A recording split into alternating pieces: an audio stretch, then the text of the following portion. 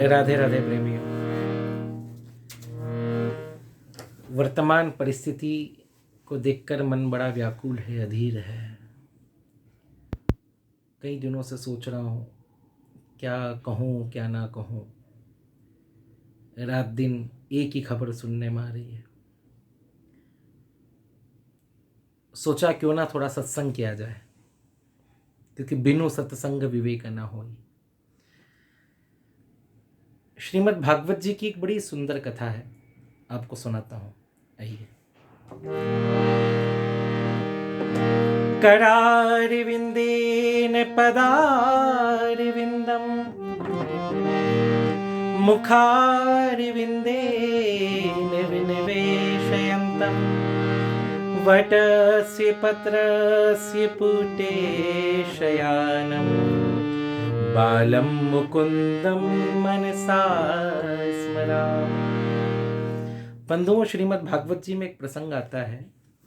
एक त्रिकुट नाम का पर्वत है, जिस पर्वत के ऊपर एक बड़ा बलशाली गजराज अपनी हथनियों के साथ में, अपने बच्चों के साथ में विहार करता है। एक दिन बड़ा भीषण गर्मी का समय था, ग्रीष्मकाल का समय था। गजराज उस त्रिकुट पर्वत के नीचे एक सरोवर के अंदर जल पीने के लिए अपने परिकर समाज को लेकर आया।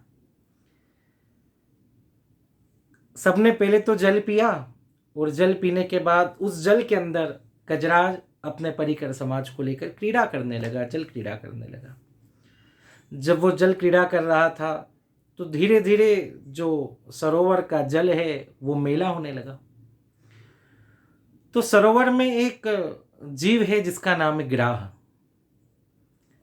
वो ग्राह को थोड़ा क्रोध आया और क्रोध में आकर उसने वो गजराज के पैर को पकड़ लिया। अब जब गजराज के पैर को पकड़ा तो गजराज ने सोचा कि मैं तो बड़ा बलशाली गज हूं, मेरा कोई ये जल का जीव क्या बिगाड़ लेगा। तो उसने ध्यान नहीं दिया, और जब ध्यान नहीं दिया तो वापस जल क्रीड़ा करने लगा अपने परिवार जनों के बीच में, अपने बच्चों के बीच में। अपनी सूंड में जल भरता, कभी अपनी पत्नी के ऊपर डालता, कभी अपने बच्चों के ऊपर डालता, खूब आनंद के साथ जल में विहार कर रहा था। लेकिन धीरे धीरे क्या हुआ, उसका जो पैर है वो मगरमच्छ जल में खींचने लगा अंदर।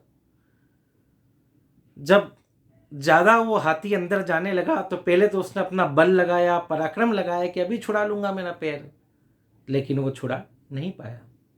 अपना पूरा पराक्रम लगाने के बाद भी वो मतलब गज और ग्राह के बीच में जो युद्ध होने लगा उसमें गज हारने लगा। जब गज हारने लगा तो उसने अपनी पत्नी को आवाज दी, अरे मेरी रक्षा करो। अपने बच्चों को कहा मेरी रक्षा करो।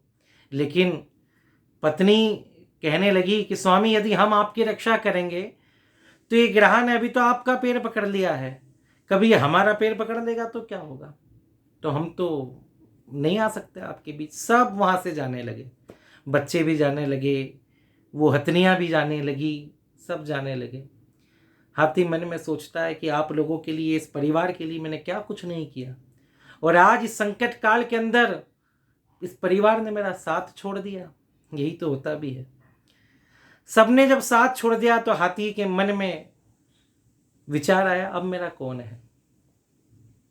अधीर हो गया, आंखों से अश्रुधाराएं बहने लगी। लेकिन तुरंत उसे ध्यान आया, नहीं अभी भी कोई मेरा है।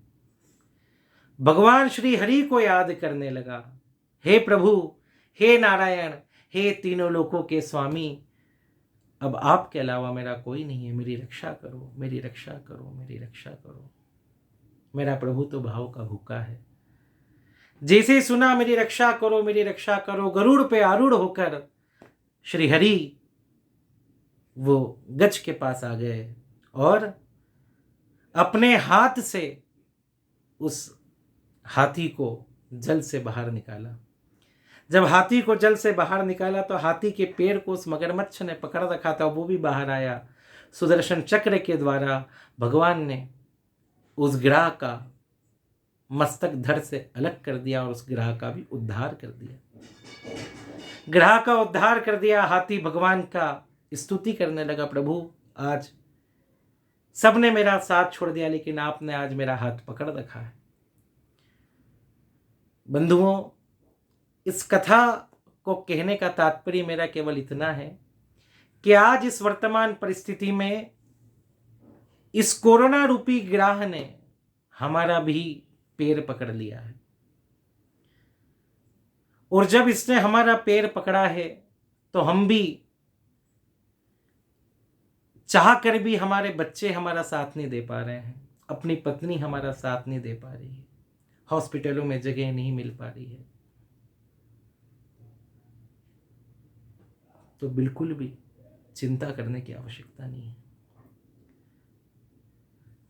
चाह कर भी बच्चे नहीं आ पा रहे हैं, चाह कर भी पत्नी नहीं आ पा रही, एक कमरे के अंदर हमें रख दिया जाता है, उस कमरे के अंदर हम कोरोना रूपी उस ग्रह से लड़ रहे हैं, और लड़ते लड़ते हम चिंता कर रहे हैं अब हमें कौन बचाएगा, अब हमें कौन बचाएगा। तो चिंता करने की आवश्यकता नहीं है। नवलिया वेद क्या देखे मुझे दिल की बीमारी है, और हमारा वेद दुनिया में वो बाके बिहारी है। चिंता बिल्कुल ना करो, अंतर मन से उस हरि को याद करो, मेरे बाके बिहारी को याद करो। प्रभु अब मेरा आपके अलावा कोई नहीं है।